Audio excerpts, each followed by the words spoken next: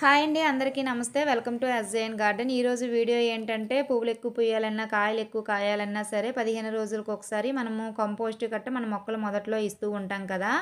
ఆ కంపోస్ట్‌ను వేరేగా తయారు చేసుకునే కంట ఇలా కూడా మనం తయారు చేసుకోవచ్చు. ఇది ఎవరికి ఉపయోగపడుతుందంటే దేవుడికి వాడేసిన పువ్వుల్ని మనం కంపోస్ట్ బిన్‌లో అయితే వేయడానికి ఇష్టపడం కదా! అలాంటి వాళ్ళకైతే ఈ వీడియో అనేది చాలా బాగా యూజ్ అవుతుందనమాట.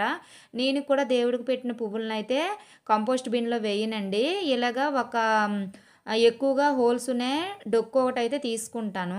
ఆ పాట్‌లో ఏం చేస్తాను అనేసంటే, ఏ రోజుకి వచ్చిన దేవుడి పువ్వుల్ని ఆ రోజైతే వేసేసి, దానిపైన ఒక లేయర్‌గా మట్టి లేదా పశువుల ఎరువు అనేది ఏసేస్తే, ఇప్పుడు మీరు నల్ల బంగారం చూస్తున్నారు కదా! ఆ నల్ల బంగారం మనకి తయారవ్వడానికి కరెక్ట్‌గా 30 డేస్ పడుతుందనమాట. 30 డేస్ కల్లా కూడా మనకి మంచిగా కంపోస్ట్ అనేది తయారైపోతుంది. ఈ కంపోస్ట్‌ని పిడికెడేసి మన మొక్క మొదట్లో గనక వేసాము అనేసంటే మనకైతే మంచి రిజల్ట్ అనేది ఉంటుందండి. మనము వేరేగా నెలకొకసారి పశువుల ఎరువు వేయనవసరం లేదు.